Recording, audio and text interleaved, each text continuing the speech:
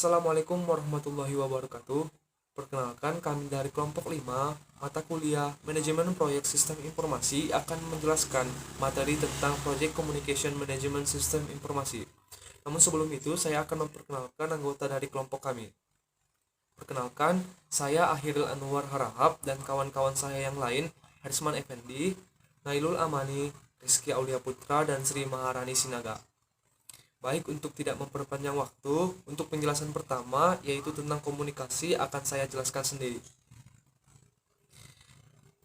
Nah, apa sih itu komunikasi? Jadi komunikasi itu adalah bertukar informasi atau menyampaikan ide yang kita miliki kepada orang lain dengan bantuan kata-kata, bunyi, tanda, atau tingkah laku dari kita sendiri. Nah, untuk komunikasi itu sendiri dibagi menjadi 3 bagian ya. Yang pertama ada yang namanya komunikasi verbal. Jadi komunikasi verbal itu yaitu komunikasi secara langsung dengan bantuan bahasa ataupun suara. Yang kedua ada namanya yang nonverbal. Jadi nonverbal itu komunikasi tidak langsung, seperti menggunakan gerakan tubuh, bahasa tubuh ataupun sinyal yang kita berikan kepada lawan berbicara. Dan ada yang ketiga yang namanya tulisan. Nah, setelah kita tahu nih apa sih yang dimaksud dengan komunikasi. Nah, dalam proyek perangkat lunak itu berbeda lagi artinya. Nah, dalam proyek perangkat lunak itu sendiri, komunikasi dapat diartikan sebagai kegiatan yang labor atau intensif. Artinya melibatkan banyak orang. Di mana komunikasi yang jelas dan akurat dalam tik proyek berpengaruh penting dalam kesuksesan dari proyek yang kita lakukan.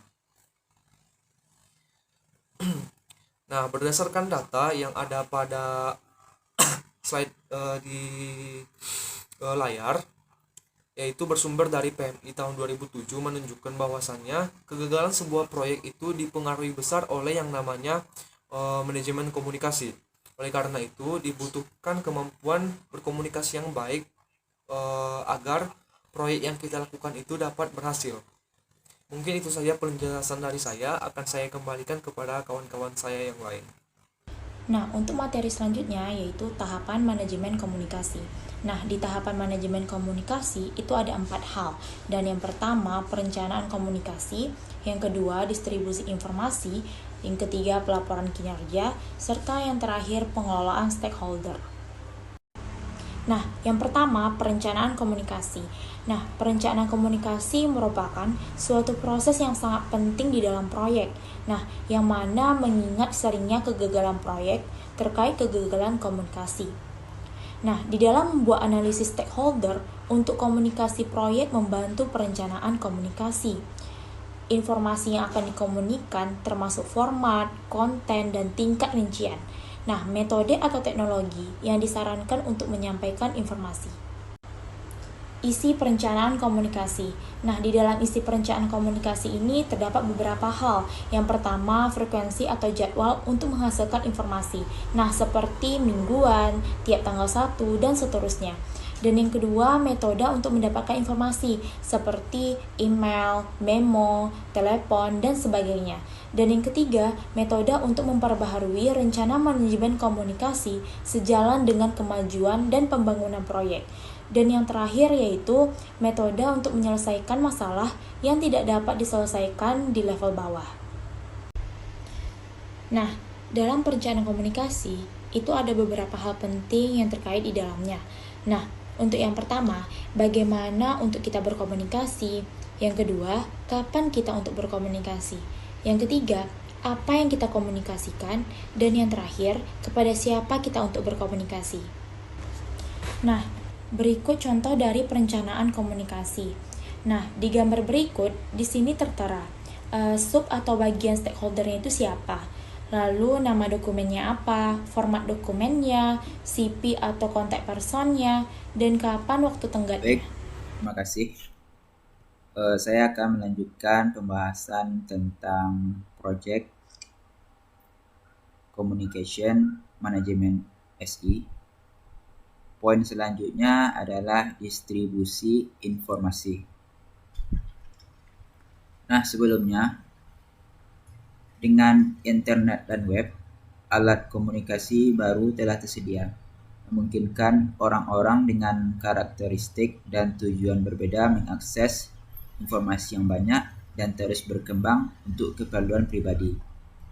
Namun, dalam kondisi seperti ini, orang-orang menjadi sulit mendapatkan informasi yang tepat pada waktu yang tepat dan tingkah kerincian yang tepat.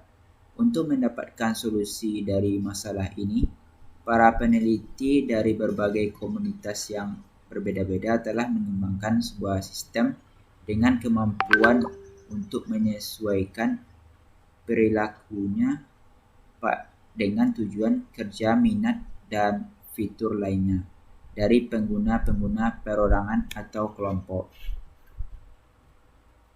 Nah, selanjutnya mengenai pertimbangan penting termasuk isu penting yang perlu diperhatikan pada proses ini adalah pengumpulan dan analisis data, penyusunan informasi, metode pendistribusian, storage untuk setiap dokumen, pengambilan informasi, serta pemusnahan informasi. Pada proses ini juga dapat dilakukan analisis penanganan informasi agar didistribusikan dengan efektif dan tepat waktu. Pemilihan media komunikasi, pemahaman akan teknik komunikasi, teknik penyampaian berita buruk, serta pengaturan jumlah jalur komunikasi.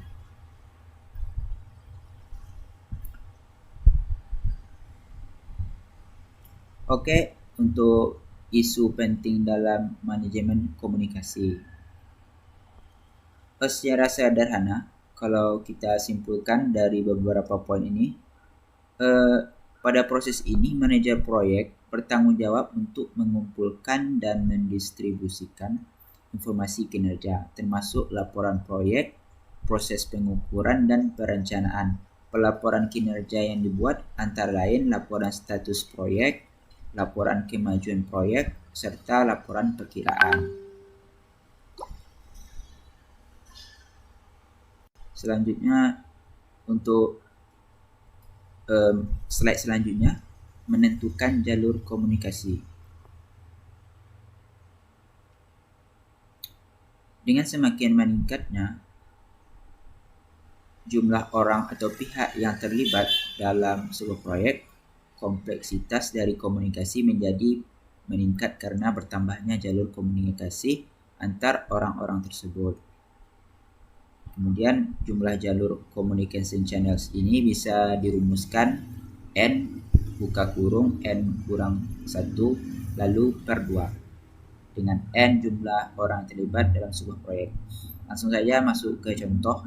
Ini merupakan contohnya. Misalkan ada 2 orang. Jadi berapakah channel komunikasinya? Caranya yaitu yang pertama seperti yang teman-teman lihat di layar, ini rumusnya. 2 kita ganti dengan L sebagai variabel N. Kemudian yang pertama kita kerjakan dulu di dalam kurung 2 kurang 1. Kemudian 2 kali 2. 2 kurang 1 hasilnya 1.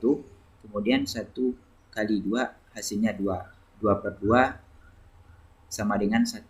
Jadi communication channelnya sama dengan 1. Dan ini merupakan contoh dalam bentuk table. Dan yang terakhir, ini merupakan media choice table example, atau lebih dikenal dengan maksudnya itu contoh tabel media pilihan. Ya, ini untuk mengukur seberapa baik media yang cocok untuk digunakan. Dan ini ada level-levelnya. Yang 3 ini maksudnya tidak pantas. Yang 2 ini maksudnya secukupnya. Kemudian yang pertama ini unggul. Misal di akses komitmen, untuk mengakses komitmen, yaitu untuk hard copy, yaitu bernilai tidak pantas. Kemudian melalui panggilan telepon, yaitu bernilai secukupnya. Lanjut, misal di meeting itu bernilai 1, artinya unggul. Ya, dan masih banyak lagi poin-poin yang memiliki kategorinya tersendiri. Mungkin itu saja yang bisa saya sampaikan. Selanjutnya materi ini akan disampaikan oleh teman kita. Kepada teman kita dipersilahkan. Baiklah, materi berikutnya yaitu salah satu dari distribusi informasi itu salah satunya penggunaan teknologi. Di mana sebagaimana saya contohkan dari live video merupakan yang salah satunya untuk mengirimkan informasi, pertukaran informasi, atau hal-hal lainnya. Sebagai salah satu contohnya itu di Microsoft, di mana dalam penggunaan teknologi ini dapat menghemat biaya perjalanan ketika ingin melakukan interview atau rapat atau masalah. Di mana 1 dari 5 tetap muka dapat digantikan dengan video conference dan ini menghemat 70 juta dolar dalam setahun. Kerja. Di sini pelaporan kinerja itu membuat stakeholder yang mendapatkan informasi tentang bagaimana sumber daya digunakan untuk mencapai tujuan proyek. Pelaporan kinerja ini memiliki 3 langkah yang terdapat di dalamnya. Yang pertama yaitu laporan status, di mana menjelaskan di mana proyek berdiri di titik tertentu dalam suatu waktu. Jadi proyek itu akan bekerja dalam satu titik dan fokus pada tujuannya ke satu arah gitu. Berikutnya yang kedua laporan kemajuan. Di sini yaitu menjelaskan apa yang telah melakukan tim proyek selama kurang waktu tertentu. Jadi sebuah tim proyek itu akan melakukan pelaporan kinerja yang membuat sebuah laporan kemajuan yang dilakukan selama 1 tahun proyek itu berjalan. Yang ketiga yaitu perakiraan, yaitu memperkirakan status dan kemajuan proyek masa depan berdasarkan informasi terakhir dari tren. Jadi maksudnya ini sebuah tim itu akan memperkirakan status kayak mengecek situasi, keadaan atau peluang dari laporan tren pada era sebelumnya dan berhubungan dengan proyek tersebut. Pengelolaan stakeholder. Pengelolaan stakeholder itu manajer proyek harus memahami dan bekerja dengan berbagai pihak yang berkepentingan. Maksud di sini yaitu bagaimana manajer proyek itu harus memahami dan mendapatkan informasi tentang bagaimana bekerja sama itu. Seperti perlunya merancang suatu cara untuk mengidentifikasi dan menyelesaikan masalah dengan berbagai pihak yang terlibat dalam proyek itu. Salah satunya yaitu terdapat 2 contoh alat penting dalam pengelolaan stakeholder ini. Yang pertama yaitu Expectation Management Matrix. Ini terdapat 3 measure of success yaitu scope, time, cost, dan lainnya. Yaitu scope itu kayak laporan kinerja dan time itu waktu. Sedangkan cost itu biaya dari proyek itu berjalan. Kemudian yang kedua itu bernama isu log atau catatan isu. Seperti contohnya ini yaitu terdapat 2 isu yang dalam proyek itu seperti serve cost 10% more than plan. Itu seperti biaya yang keluar dalam proyek itu dan kapan waktu itu berjalan. Kemudian juga two people left the project. Ketika dua orang pekerja yang keluar dari proyek itu akan berdampak pada waktu pengerjaan proyek yang semakin bertambah. Nanti berikutnya saya kebanyakan moderator. Di sini saya akan menjelaskan mengenai sarana untuk peningkatan komunikasi. Apa saja sih sarana untuk peningkatan komunikasi? Yaitu yang pertama, mengelola konflik secara efektif, di mana maksudnya proses mengelola konflik dengan menyusun sejumlah strategi yang dilakukan oleh pihak-pihak berkonflik sehingga mendapatkan resolusi yang diinginkan atau disepakati bersama. Konflik sering juga menghasilkan hal-hal yang penting seperti ide-ide baru, alternatif yang lebih baik, motivasi untuk bekerja lebih giat, dan lebih ingin bekerja sama atau berkolaborasi. Nah, untuk yang kedua yaitu mengembangkan keterampilan komunikasi yang lebih baik. Maksudnya yaitu komunikasi dikatakan efektif dan baik jika memiliki pemahaman yang sama terhadap lawan bicara. Memahami sudut pandang orang lain, dengan itu kita memahami sudut pandang lawan bicara, kita akan merasa dihargai. Melakukan keterampilan komunikasi yang baik misalnya dengan cara mendengarkan, menggunakan kalimat yang baik. Banyak perusahaan dan program pendidikan formal bagi para profesional IT sering mengabaikan keterampilan berkomunikasi yang baik seperti keterampilan berbicara, menulis, dan mendengar. Biasanya pada saat organisasi mulai besar, mereka menyadari bahwa mereka perlu untuk berinvestasi dalam cara-cara meningkatkan komunikasi dengan orang-orang dari negara-negara dan budaya yang berbeda. Untuk mewujudkan itu dibutuhkan kepemimpinan dan dalam meningkatkan komunikasi. Nah, untuk materi selanjutnya yaitu menjalankan rapat yang efektif. Di mana maksudnya yaitu dengan menentukan tujuan rapat yang jelas menjadi salah satu cara terbaik untuk menyusun agenda rapat yang efektif. Rapat hanyalah sebuah metode agar komunikasi terus berjalan. Dengan menerapkan ini, tujuan dan hasil yang diinginkan dari meeting yang dilaksanakan akan tercapai. Selain itu juga untuk menjalankan rapat yang efektif, tentu juga siapa yang harus menghadiri meeting tersebut, dan juga untuk mengadakan hal-hal tersebut butuh prepare handout atau materi untuk dibagikan dan bahan presentasi. Materi selanjutnya yaitu menggunakan email secara efektif. Maksudnya yaitu komunikasi kini tak hanya mengandalkan kemampuan bertutur, namun juga kemampuan menulis. Tidak jarang, orang dengan kemampuan bertutur yang baik kurang memiliki kemampuan menulis yang setara. Misalnya, komunikasi melalui email, yaitu memerlukan cara menulis yang efektif, yang tepat dan efektif, yaitu seperti menggunakan subjek line atau perihal yang bermakna, dan bagian pada isi itu dibatasi satu topik utama saja. Dan pastikan semuanya singkat dan jelas. Dengan metode yang benar dan efektif, email yang dikirim dapat menyampaikan pesan secara lugas dan efektif.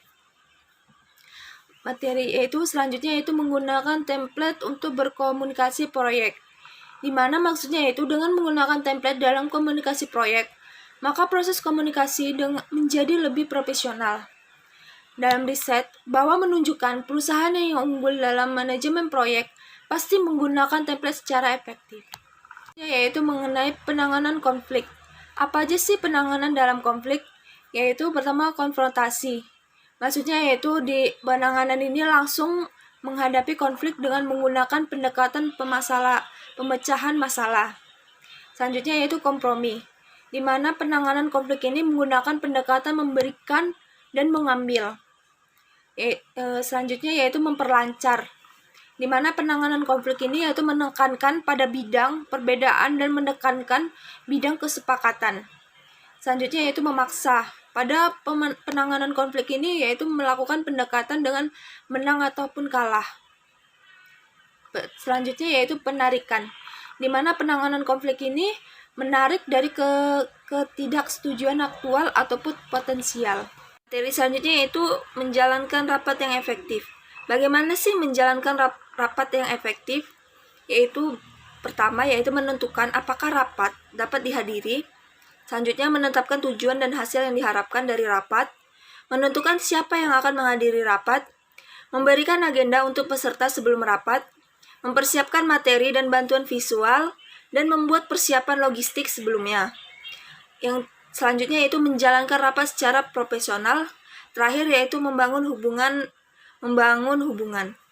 Sekianlah penjelasan dari saya kembalikan ke moderator.